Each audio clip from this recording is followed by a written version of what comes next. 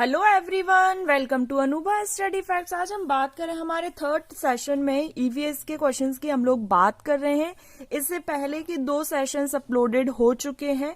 60 questions की हम लोगों ने बात करी है। अगर आप लोगों ने सेशंस नहीं देखे तो देख लीजिए, ये थर्ड सेशन है। हम ऑलमोस्ट 60 क्वेश्चंस एक सेशन में डिस्कस करते हैं। आप लोग अपनी तैयारी का एनालिसिस करने के लिए टेस्ट सीरीज ज्वाइन कर सकते हैं। टेस्ट पेपर देंगे एफएलटी, तो इससे आपको अपनी तैयारी का एनालिसिस लग जाएगा। 1 मार्च से इसकी डेट बढ़ जाएगी, तो अगर आप लोग इसको अवेल करना चाहते हैं तो 50% डिस्काउंट पर आप इसको अवेल कर सकते हैं। कूपन कोड रहेगा ANUBHA50। कूपन कोड जैसे ही आप यूज करेंगे आपको 50% डिस्काउंट मिल जाएगा। और इसमें एक जो खासियत है वो ये है, जैसे अभी आप लोग एमपीटेट की प्रिपरेशन कर रहे हो तो आप इसमें एमपीटेट की टेस्ट सीरीज दोगे, लेकिन अगर फिर आपका मन हुआ कि आपको हाई कोर्ट का देना है, पटवारी का देना है, एमपी के जो एग्जाम्स होते हैं, तो आपको फिर अलग से कोई भी कूपन कोड अगेन परचेस करने की जरूरत नहीं रहेगी। आप सेम कूपन कोड का यूज करके अलग अलग टेस्ट सीरीज को अवेल कर सकते हो। तो चलिए फिर आज का सेशन हम शुरू करते हैं। फर्स्ट क्वेश्चन है, इनमें से कौन सा बंदरगाह पूर्वी तट का सबसे गहरा भूमिगत चारों ओर भूमि से घिरा पूर्ण रूप से सुरक्षित बंदरगाह है? तो आपको इन चारों में बताना है। तो कौन सा है? विशाखापट्टनम। अब चूंकि मैं आंसर्स ना हाइड करने की कोशिश करूंगी, आप लोगों ने पिछले सेशन में भी बोला था कि मैम अपना आंसर हाइड किया कीजिए, तो देखिए इस तरीके से हम ना क्वेश्चंस को हाइड कर लिया करेंगे। ठीक है, चलिए नेक्स्ट क्वेश्चन पर बढ़ जाते हैं। इनमें से कौन सा ग्रीन हाउस गैस प्रभाव के लिए सबसे ज्यादा उत्तरदायी है? ऑक्सीजन, कार्बन डाइऑक्साइड, नाइट्रोजन या फिर हाइड्रोजन? तो आप लोग इसका आंसर दीजिए। थोड़ा सा टाइम दूंगी मैं आप लोग को, ताकि आप लोग क्वेश्चंस का आंसर दे पाए। ये क्वेश्चन तो हर किसी को आता होगा। ग्रीन हाउस गैस के लिए बिल्कुल बिल्कुल बिल्कुल सही, कार्बन डाइऑक्साइड। चलिए नेक्स्ट क्वेश्चन पर बढ़ जाते हैं। ये देखिए, अब आपके आंसर्स हाइड रहेंगे तो आप लोग को दिक्कत नहीं आएगी। ठीक है, चलिए और भी कोई सजेशन रहा करे तो आप बस उसको एक अच्छे वे में कन्वे कर दिया करो। ठीक है, कि मैम ऐसा कर लीजिए या आप इस तरीके से कर सकते हो। तो कोई अगर अच्छा सुझाव है और जो मैं कर सकती हूँ तो मैं बिल्कुल करने के लिए तैयार हूँ। ठीक है, चलिए नेक्स्ट क्वेश्चन है, इनमें से कौन जल प्रदूषण का स्रोत नहीं है? औद्योगिक अपशिष्ट, रेडियोधर्मी कचरा, कृषि जनित कचरा अपशिष्ट या फिर खनन अपशिष्ट? चलिए बताइए क्या होगा इसका आंसर। बिल्कुल आप लोग बिल्कुल सही कर रहे हैं। D will be the correct answer, खनन अपशिष्ट। ठीक है, चलिए नेक्स्ट क्वेश्चन पर बढ़ जाते हैं। नेक्स्ट क्वेश्चन क्या कहता है कि भारत में बाढ़ संबंधी चेतावनी जारी करता है कौन? केंद्रीय जल आयोग, सिंचाई एवं बाढ़ नियंत्रण विभाग, जल संसाधन विभाग या फिर उपरोक्त सभी? तो D will be the correct. ठीक, बिल्कुल बिल्कुल सही कर रहे हैं आप लोग। बस ऐसे ही एक्टिवली पार्टिसिपेट कीजिए। आप लोग एमपीटेट प्रीवियस ईयर पेपर में भी बहुत अच्छा रिस्पांस कर रहे हैं, उसमें भी आप लोग एक्टिवली पार्टिसिपेट करते हैं, लाइव चैट में आंसर देने की कोशिश करते हैं। और हमारा जो मैथ्स पेडागोजी का सेशन स्टार्ट हुआ है उसका एक सेशन हो चुका है। अब क्या है, ईवीएस और मैथ्स का हम ऑल्टरनेटिव डेज में कोशिश करेंगे। चूंकि मैं अकेली ही हूं इस चैनल पर काम करने वाली, तो आप लोग के लिए कोशिश कर रही थी कि मैथ्स भी आ जाए, हिंदी पेडागोजी भी हो जाए, ईवीएस भी हो जाए और सीडीपी भी हो जाए। चूंकि चारों सेशंस नहीं हो पा रहे हैं, बट हाँ आप लोगों को सेशंस देखने को मिलेंगे। मैथ्स पेडागोजी आपके एग्जाम से पहले 5 तारीख से पहले कंप्लीट हो जाएगी, दैट इज फॉर श्योर। ठीक, ईवीएस और मैथ्स पेडागोजी बिल्कुल कंप्लीट करवा दूंगी। चलिए आंसर दीजिए क्या होगा। बिल्कुल सही, D will be the correct answer. चलिए नेक्स्ट क्वेश्चन है, ग्राम पंचायतों का कार्य क्या होता है? जल संसाधनों का रखरखाव, स्कूलों का निर्माण, बीपीएल बिलो पॉवर्टी लाइन, लाभार्थियों की सूची तैयार करना या फिर ऑल ऑफ द अबव? क्या होगा चलिए बताएं। बिल्कुल सही, D will be the correct answer. चलिए नेक्स्ट क्वेश्चन पर बढ़ जाते हैं। नेक्स्ट क्वेश्चन क्या कहता है, पर्यावरण अपघटन के कारण उत्पन्न होने वाली परिणामी खतरे बताने हैं। भूस्खलन, बाढ़ एवं सूखा, वनों में अग्नि दुर्घटना या फिर उपरोक्त सभी? पर्यावरण अपघटन की वजह से क्या हो सकता है? बाढ़ एवं सूखा, बिल्कुल B will be the correct answer. वनों में अग्नि दुर्घटना नहीं हो सकती पर्यावरण अपघटन की वजह से, तो इस वजह से all of the above answer नहीं होगा। आई होप आप लोग समझ गए होंगे। चलिए नेक्स्ट क्वेश्चन पर बढ़ जाते हैं। निम्नलिखित में से कौन सा राज्य इंदिरा गांधी नहर परियोजना से लाभान्वित है? तो इंदिरा गांधी परियोजना से कौन सा शहर या कौन सा राज्य लाभान्वित है? केरल, राजस्थान, उत्तर प्रदेश, मध्य प्रदेश। बिल्कुल इसमें आप मिक्स्ड क्वेश्चन मत की मिक्स्ड आंसर दे रहे हैं आप लोग।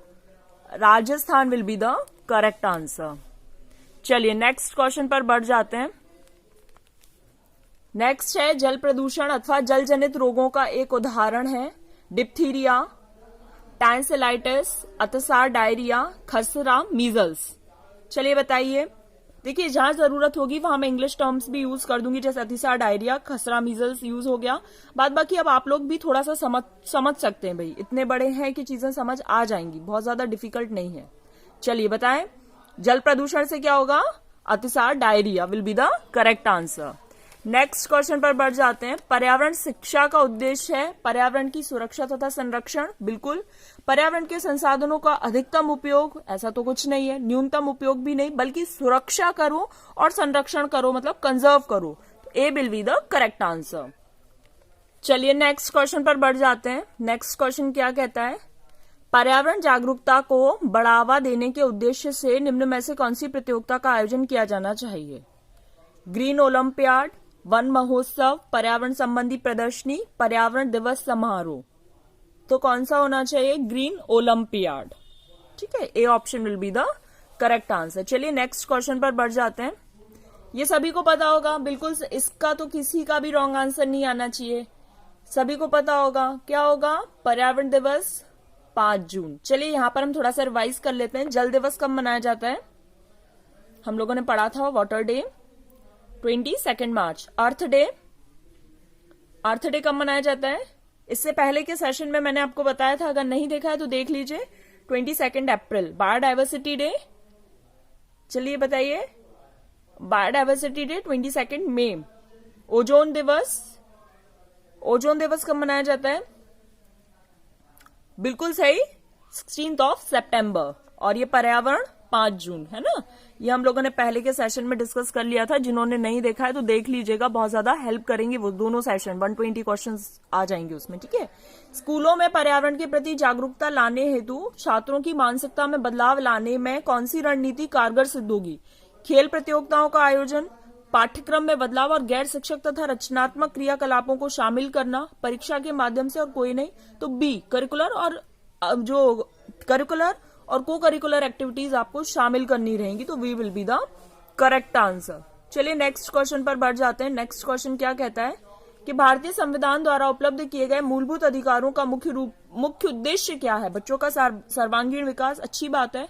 पुरुषों का, महिला का, या नागरिकों के व्यक्तित्व का? तो नागरिक में सभी आ गए ना, बच्चे, पुरुष, महिला। तो D will be the correct answer. चलिए नेक्स्ट क्वेश्चन पर बढ़ जाते हैं। नेक्स्ट क्वेश्चन क्या कहता है कि सामाजिक विज्ञान में कौन सा विषय शामिल नहीं है? इतिहास, भूगोल, राजनीतिक या व्यवसायिक? तो कौन सा नहीं है? बिल्कुल सही, बिल्कुल ये आप लोग बहुत अच्छे से इसका आंसर कर सकते हैं। व्यवसायिक शिक्षा, D will be the correct answer. चलिए नेक्स्ट क्वेश्चन पर बढ़ जाते हैं। अंकों के आधार पर किस पाठ्यक्रम की परीक्षा नहीं की जा सकती? स्वास्थ्य, संगीत, योग। तो किसी के भी आधार पर, अंकों के आधार पर इसमें से हम नहीं कर सकते, तो D will be the correct answer. चलिए नेक्स्ट क्वेश्चन पर बढ़ जाते हैं। इनमें से कौन सा पर्यावरण समस्या नहीं है? जल का विनाश, बिल्कुल। वनों की कटाई है। भूमि अपरदन, मतलब क्षरण, उस चीज का इरोजन हो रहा है, वो भी है। लेकिन जल का संरक्षण, कंजर्वेशन ऑफ वाटर, ये तो अच्छी बात है ना, समस्या थोड़ी ना है ये। तो B will be the correct answer. I hope आप लोगों को सेशन पसंद आ रहा हो तो आप लाइक शेयर कर सकते हैं। शेयर जरूर कर दीजिए जो लोग एमपी टेट की तैयारी कर रहे हैं। ये वैसे यूपी टेट में भी आपका हेल्प करेगा, क्योंकि ईवीएस से वहां पे भी कंटेंट के क्वेश्चंस पूछे जाते हैं। ठीक है। इनमें से कौन पर्यावरण शिक्षा का एक सिद्धांत नहीं है? इनमें से कौन पर्यावरण शिक्षा का एक सिद्धांत नहीं है? तो क्वेश्चन अच्छे से पढ़िए। पर्यावरण शिक्षा में सभी की भागीदारिता, बिल्कुल। पर्यावरण शिक्षा जीवन पर्यंत शिक्षा प्रणाली नहीं है, तो गलत बात हो गई। पर्यावरण शिक्षा एक समेकित और सामुदायिक प्रयास होना चाहिए, बिल्कुल ठीक। पर्यावरण शिक्षा का सामाजिक और आर्थिक उद्देश्यों के साथ समुचित तालमेल और समान प्राथमिकता के आधार पर प्रचार प्रसार होना चाहिए, तो ये भी ठीक है। बट यहां पर ये देखो, ये दिया था कि जीवन पर्यंत शिक्षा प्रणाली नहीं है, तो ये गलत हो जाएगा। ठीक है। तो B will be the correct answer. चलिए अब हम आगे बढ़ जाते हैं। नीली क्रांति बताना है, पुष्प उत्पादन, फल उत्पादन, मत्स्य उत्पादन, दुग्ध उत्पादन, तो बताएं। एक हरित क्रांति के जनक की भी हमने बात की थी, आप लोग मुझे लाइव चैट में बताएं हरित क्रांति के जनक कौन है और नीली क्रांति का संबंध किससे है। बिल्कुल बहुत लोग सही आंसर कर रहे हैं, मत्स्य उत्पादन, फिश से रिलेटेड है, ठीक है, ध्यान रखिएगा। चलिए नेक्स्ट क्वेश्चन पर बढ़ जाते हैं। ये देखो यहाँ पर दिया है, आप पढ़ना चाहते हैं तो पढ़ सकते हैं। हरित जो है खाद्यान्न से रिलेटेड है, श्वेत आपका दुग्ध से, नीली मत्स्य से है और इंद्रधनुष क्रांति सभी क्रांतियों का सम्मिलित रूप है। चलिए कौन मानव पर्यावरण का घटक नहीं है, तो भूमि, समुदाय, परिवार है, लेकिन जो धर्म है वो एज सच पर्यावरण का घटक नहीं है, क्योंकि पर्यावरण के घटक में बायोटिक, एबायोटिक आते हैं, जैविक, अजैविक आते हैं। अब जैविक और अजैविक में मेन डिफरेंस क्या होता है ये आप मुझे लाइव चैट में बताएं, क्योंकि मैं एक बार डिस्कस कर चुकी हूँ। आप लोग को याद होगा जब मैंने आपको कवक, फंजाई के बारे में बताया था। आई होप आप लोगों ने वो दोनों सेशंस देख ली होंगे, बहुत ज्यादा यूजफुल है, चैनल पर अपलोडेड है, प्लेलिस्ट बना दी गई है, लिंक टेलीग्राम पर शेयर करती हूँ। अब बस आप लोगों को उनको देखना ही है, बाकी मैंने सब कुछ जो मेरी तरफ से कर सकती थी वो मैं कर चुकी हूँ। चलिए फिर हम नेक्स्ट क्वेश्चन पर बढ़ जाते हैं। नेक्स्ट क्वेश्चन क्या कहता है कि पिघले हुए मैग्मा से निर्मित चट्टाने आग्नेय अवसादी रूपांतरित, तो ये पढ़ा होगा आप लोगों ने, ज्योग्राफी का क्वेश्चन है, आग्नेय, बिल्कुल सही। चलिए A will be the correct answer. चलिए नेक्स्ट क्वेश्चन पर बढ़ जाते हैं। नेक्स्ट क्वेश्चन क्या कहता है कि इनमें से कौन सी गैस हमें सूरज की घातक किरणों से बचाती है, तो ये सबको पता होगा। अब आप लोग ये बताएं कि ये जो गैस है ये किस मंडल में पाई जाती है। क्षोभ मंडल, समताप मंडल, मध्य मंडल, आयन मंडल, ये होते हैं ना, बिल्कुल सही, स्ट्रेटोस्फेयर में, समताप मंडल में। चलिए नेक्स्ट क्वेश्चन पर बढ़ जाते हैं। जब जल वाष्प वायुमंडल में अवक्षेपित, संघनित होकर द्रव के रूप में पृथ्वी पर गिरती है तो उसे क्या कहते हैं। अब ये तो बिल्कुल हर कोई इसका आंसर दे देगा, बिल्कुल सही बात, वर्षा कहते हैं। चलिए नेक्स्ट क्वेश्चन पर बढ़ जाते हैं। कटीली झाड़ियां पाई जाती हैं गर्म आर्द्र विषुवतीय जलवायु, गर्म एवं शुष्क मरुस्थलीय, शीतल ठंडे ध्रुवीय जलवायु में, या फिर कोई नहीं, तो ये क्या होगा, गर्म तथा शुष्क मरुस्थलीय जलवायु, मतलब डेजर्ट वाली जो वहां पर जलवायु है, क्लाइमेट है, वहां पर ये पाई जाएंगी कटीली झाड़ियां जिनमें कांटे होते हैं, गर्म तथा शुष्क। चलिए नेक्स्ट क्वेश्चन पर बढ़ जाते हैं। स्वर्णिम रेशा, ये बहुत ज्यादा इंपॉर्टेंट है, ये क्वेश्चन बहुत बार देखा गया है अलग अलग एग्जाम्स में। तो स्वर्णिम रेशा इनमें से किसे कहा जाता है, चाय, जूट, कपास या फिर रबर, तो स्वर्णिम रेशा किसे कहते हैं, कपास को, बिल्कुल बिल्कुल सही। आप लोग बहुत अच्छे से आंसर कर रहे हैं, बस ऐसे ही आंसर देते रहिए तो आप लोग आराम से कर लेंगे। पृथ्वी का जुड़वा ग्रह किसे बोलते हैं, बृहस्पति, शनि, मंगल, तो मंगल से क्या याद आ रहा है, लाल रंग का होता है। लाल रंग किस वजह से होता है, आप लोग बताएं लाइव चैट में। आयरन ऑक्साइड की वजह से। शनि से हमने क्या पढ़ा था, सैटर्न से हमने क्या पढ़ा था प्रीवियस सेशन में, वलय होती हैं, बिल्कुल सही। बृहस्पति, जुपिटर लार्जेस्ट प्लैनेट होता है। शुक्र ये भगनी ग्रह कहलाता है, पृथ्वी का जुड़वा ग्रह कहलाता है, बिल्कुल बिल्कुल सही। चलिए नेक्स्ट क्वेश्चन पर बढ़ जाते हैं।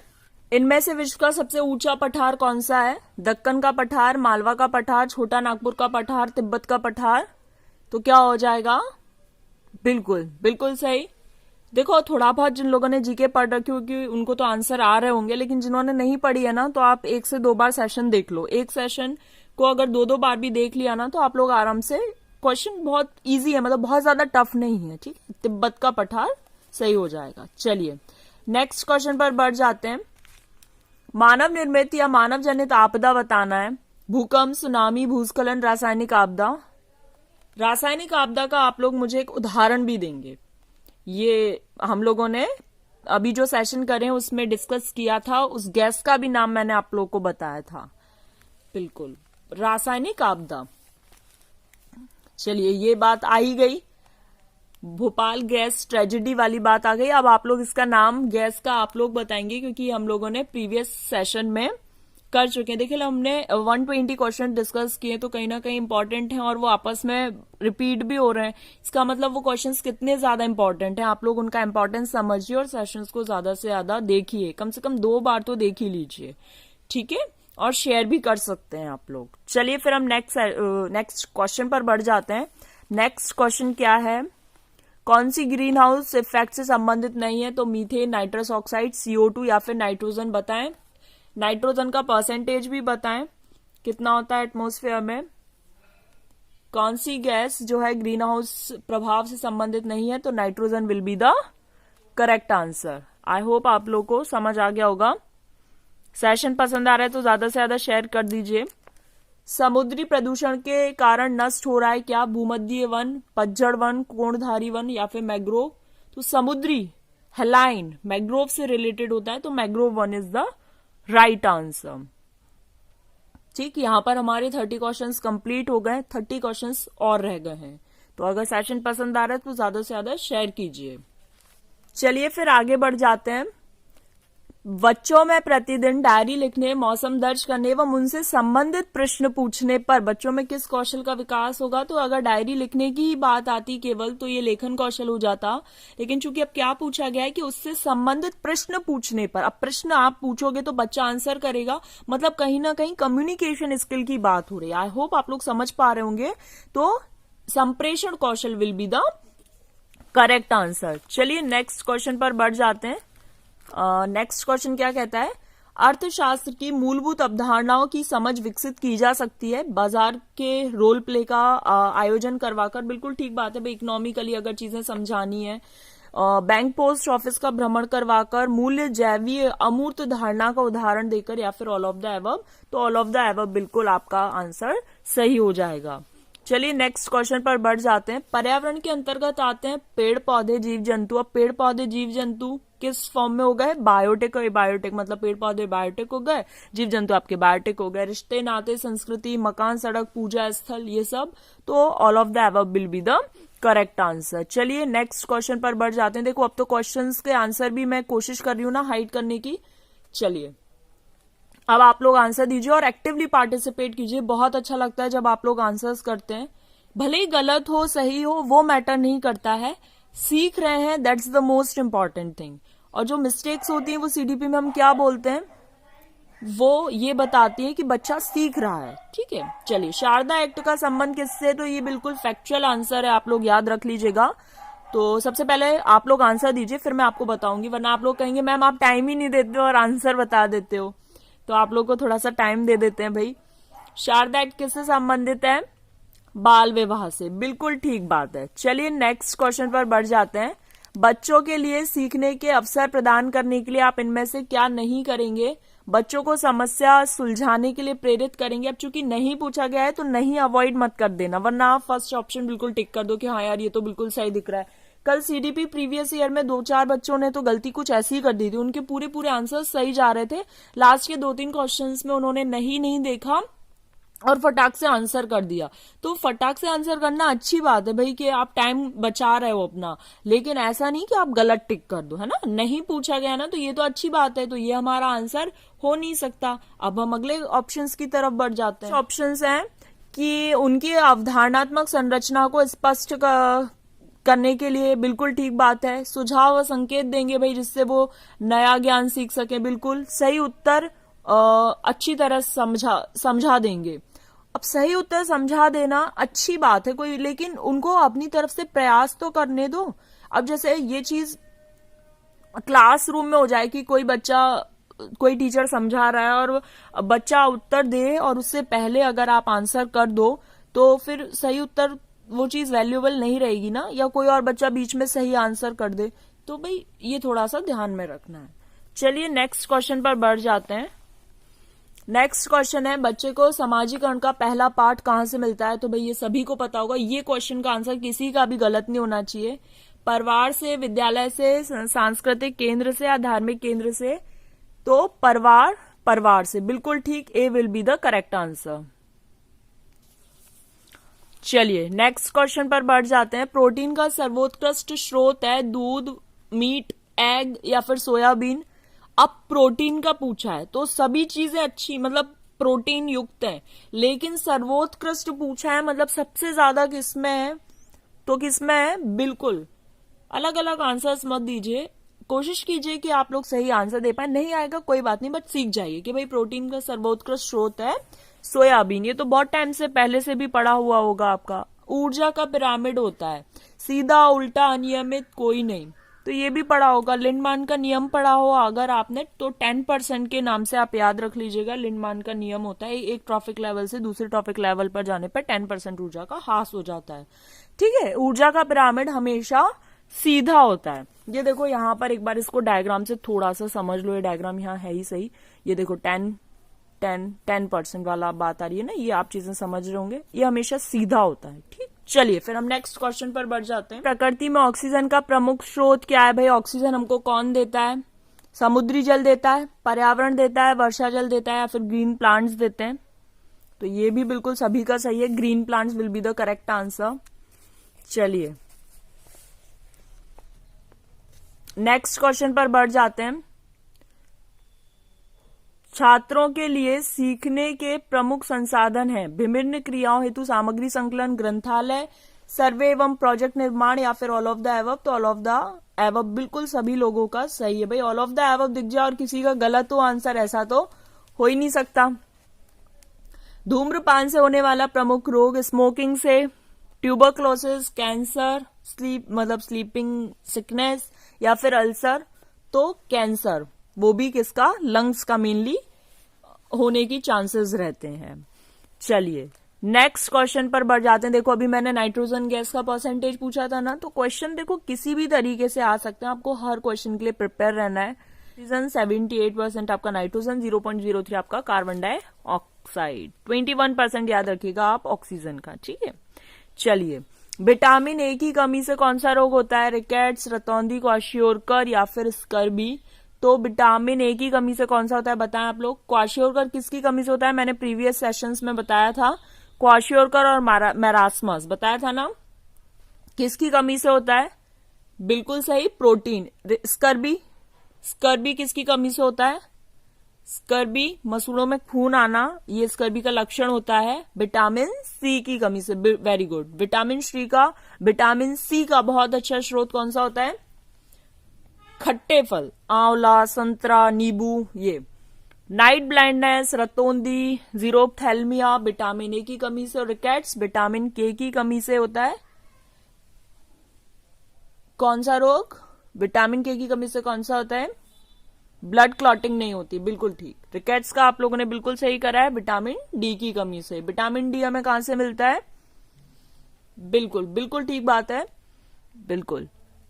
कहां से मिलता है? सनलाइट से, सूरज से। जी, ब्लड क्लॉटिंग में प्रॉब्लम हो जाती है, ब्लड क्लॉट नहीं हो पाता है विटामिन के की कमी से, बिल्कुल ठीक। चलिए नेक्स्ट क्वेश्चन पर बढ़ जाते हैं। विश्राम अवस्था में स्वस्थ व्यक्ति की जो हृदय धड़कन है, ये भी हम लोगों ने डिस्कस करा था। ये देखो क्वेश्चंस बार बार रिपीट होते हैं, तो आप लोगों को हर तरफ से तैयार रहना है। विश्राम अवस्था में 72, कभी कभी तो ना ऑप्शंस भी चेंज नहीं होते हैं, एज इट इज आपको ऑप्शंस देखने को मिल जाएंगे, तो बिल्कुल तैयार रहिए। क्वेश्चंस अच्छे हैं और आप लोग को कुछ कुछ को बहुत इजी भी लगेंगे, बट ठीक है, अब क्वेश्चंस ऐसे ही हैं तो हमें हर तरफ से तैयार रहना है ना। चलिए, प्राकृतिक एवं सामाजिक सांस्कृतिक पर्यावरण के बीच अंतःक्रिया का उदाहरण है वनों की कटाई, निर्माण कार्य, शिकार। अब ये आंसर तो किसी का गलत हो ही नहीं सकता, क्यों? क्योंकि all of the above option में है, और जहां हमने ऑल ऑफ द अबव देखा नहीं और हमने आंसर टिक किया नहीं, बट हाँ यहाँ पे ऑल ऑफ द अबव बिल्कुल सही है। कभी कभी नहीं होता है, बट हाँ यहाँ पर बिल्कुल सही है। नेक्स्ट क्वेश्चन पर बढ़ जाते हैं। पर्यावरण अध्ययन की कक्षा में विद्यार्थियों में खोज से संबंधित दक्षताओं का विकास करने के लिए शिक्षक निम्न में से किसका चुनाव करेंगे? पाठ्य पुस्तक को निर्धारित समय पर पूरा करना, ऐसी पाठ्य वस्तु जिसे अधिकांश विद्यार्थी पसंद करें, ऐसी पाठ्य वस्तु जो विद्यार्थी के लिए महत्वपूर्ण हो, ऐसी पाठ्य वस्तु जो विद्यार्थियों के दैनिक जीवन से जुड़ी हो। बिल्कुल ये क्वेश्चन भी किसी का गलत नहीं होना चाहिए, दैनिक जीवन से जुड़ी बात आ रही है, तो D will be the correct answer. चलिए नेक्स्ट क्वेश्चन पर बढ़ जाते हैं। विद्यालय शिक्षा में सही शिक्षक शास्त्र का क्या होता है? तो प्राइमरी एजुकेशन में 130 वाला फंडा रहता है। जी बिल्कुल। चलिए नेक्स्ट क्वेश्चन पर बढ़ जाते हैं। मौसम के दृष्टिकोण से उष्ण कटिबंधीय प्रदेश का प्रमुख लक्षण क्या है? तो वर्ष भर गर्मी रहना, चूंकि उष्ण कटिबंधीय, भाई कांटों से रिलेटेड, राजस्थान से रिलेटेड ध्यान रख लो, तो वर्ष भर गर्मी रहना, ये आप कभी नहीं भूलोगे, ठीक है। A will be the correct answer. चलिए नेक्स्ट क्वेश्चन पर बढ़ जाते हैं। ये बिल्कुल सभी का सही हो जाएगा आंसर। पर्यावरण की पाठ्यचर्या में शामिल होना चाहिए बच्चों के अनुभव, स्कूल का वातावरण, उपरोक्त पाठ्यक्रम या फिर सब कुछ। तो D will be the correct answer. ये तो गलत हो ही नहीं सकता था। चलिए नेक्स्ट है, दिन और रात होने का प्रमुख कारण क्या है? सूर्य का अपनी धुरी पर घूमना, चंद्रमा का अपनी धुरी पर घूमना, पृथ्वी का अपनी धुरी पर घूमना। इसे कौन सी गति की बोलते हैं? लाइव चैट में बताएं आप लोग। बिल्कुल सही, घूर्णन गति, पृथ्वी का अपनी धुरी पर घूमना, और जिस वजह से दिन और रात होते हैं। बच्चों के सीखने के तरीके का सबसे पहले अध्ययन करने वाले व्यक्ति कौन थे? भाई यहाँ पर ये हमारे पेडागोजिकल क्वेश्चंस एक दो आ गए, तो हम इनको ले लेते हैं। तो बच्चों के सीखने के तरीके प्याजे और वाइगोत्स्की ने बात की थी। चलिए थोड़ा सा अब स्पीड मेंटेन कर लेते हैं। प्राकृतिक पर्यावरण के प्रमुख घटक हैं जीव, भू, आकृतिक कारक, जलवायु, सभी। तो D will be the correct answer. चलिए आगे बढ़ जाते हैं। पर्यावरण अध्ययन की कक्षा में बच्चों के अनुभवों को महत्व देना चाहिए। बच्चों को अपनी बात बताने में आनंद आता है, बिल्कुल ठीक है। बच्चों का आदायी कौशल परिमार्जित है, अभिव्यक्ति के कौशल का विकास होता है, या फिर बच्चों के अनुभवों से जोड़ने पर सीखने की प्रक्रिया को बढ़ावा मिलता है। बिल्कुल ठीक है, ये भी ठीक है, अपनी बात बताने में आनंद आता है, लेकिन इससे कहीं गुना ज्यादा डी ऑप्शन अच्छा है कि विषय को बच्चों के अनुभवों से जोड़ने पर सीखने की प्रक्रिया को बढ़ावा मिलता है। चलिए थोड़ा सा स्पीड मेंटेन करना। हमारे शरीर के किस अंग के द्वारा अमोनिया को यूरिया में बदला जा सकता है? लिवर, किडनी, लंग्स या फिर हार्ट? तो क्या होगा? एक्सक्रिएटरी ऑर्गन बताइए। एक्सक्रिएटरी ऑर्गन कौन सा है हमारी बॉडी में? बिल्कुल सही, किडनी है। और हमारे शरीर में अंग के द्वारा अमोनिया को जो यूरिया में बदलता है वो क्या है? यकृत है, लिवर है। ठीक है, बिल्कुल सही। एक पोषण स्तर से दूसरे पोषण स्तर पर ऊर्जा का कितना भाग स्थानांतरित है? ये किसी का गलत नहीं होना चाहिए। मैंने अभी 5 मिनट पहले ही आप लोगों को बताया था। एक पोषण स्तर से दूसरे पोषण स्तर पर कितने ऊर्जा का ह्रास होता है या भाग स्थानांतरित होता है? 10%। कौन सा नियम कहलाता है? चलिए जल्दी से बताइए। बिल्कुल सही, लिंडमान का नियम। इसका मतलब आप लोग ध्यान से सेशन देख रहे हैं ना। ज्ञान निर्माण में निम्न में से किसकी अवधारणा? अनुभव, अवधारणा का बनना, अन्वेषण, विधियों का सत्यापन या फिर सभी? तो D will be the correct answer. बिल्कुल सही बात है। चलिए नेक्स्ट है कि निम्न में से कौन वायुमंडल की स्वतंत्र नाइट्रोजन का स्थिरीकरण करता है? नीलियरी शैवाल। ये ब्लू ग्रीन एल्गी आप याद रख लीजिएगा। और प्लांट्स में राइजोबियम नामक बैक्टीरिया जो कि नाइट्रोजन फिक्सेशन का काम करता है। समझ आ गया यहां तक? चलिए, सामाजिक बुराइयों का उदाहरण है बाल विवाह, बाल श्रम, दहेज। तो क्या? सभी के सभी, ऑल ऑफ द एबव। पर्यावरण अध्ययन की कक्षा होनी चाहिए। गतिविधि आधारित, बिल्कुल ठीक। पाठ्यक्रम पुस्तक आधारित, पाठ्यक्रम पुस्तक पर आधारित तो ऐसा सच नहीं होना चाहिए। पाठ्यक्रम में दी गई गतिविधि आधारित, उपरोक्त सभी। अब गतिविधि आधारित होनी चाहिए, पाठ्यक्रम में दी गई गतिविधियों पर आधारित कक्षा नहीं। तो A will be the correct answer. ठीक, ध्यान रखना, क्योंकि केवल पाठ्य पुस्तक पर आधारित नहीं हो सकता, इसलिए यहां पर उपरोक्त सभी आंसर नहीं होगा। आज के लिए 60th क्वेश्चन और लास्ट क्वेश्चन है, क्योंकि हम लोगों ने क्या अभी 30 क्वेश्चंस पहले डिस्कस किए थे, 30 क्वेश्चन इस सेट से डिस्कस कर लिए। बच्चों में सामाजिक भावना का विकास करने के लिए कौन सा सर्वोत्तम है? तो विद्यालय में विभिन्न त्योहारों का आयोजन, अभिभावकों को विद्यालय में आमंत्रित कर बैठक लगाओ, स्वस्थ स्पर्धा के लिए तैयार करो, हेल्दी कंपटीशन, ठीक बात है। बाल मेला आयोजित करके क्या ही कर लोगे भाई, ठीक है, मतलब उतना ऐसा इफेक्टिव नहीं होगा। ठीक है, सामाजिक भावना का करना है तो आप एक हेल्दी कंपटीशन कर सकते हो। तो गाइज यहाँ पर देखो हम लोगों ने क्वेश्चंस डिस्कस कर लिया। आई होप आप लोगों को सेशन पसंद आया हो। आज हमारे 180 क्वेश्चंस कंप्लीट हो गए हैं 3 सेशंस में। अगर आप लोगों ने नहीं देखे तो देख लीजिए। सेशन पसंद आए तो लाइक शेयर कर सकते हैं। बस बेल आइकन जरूर प्रेस कर लेना, ताकि जब भी मैं न्यू वीडियो अपलोड करूं तो उसका नोटिफिकेशन आप लोगों को मिल जाए। चलिए फिर हम नेक्स्ट सेशन में मिलेंगे। Thanks for watching this video.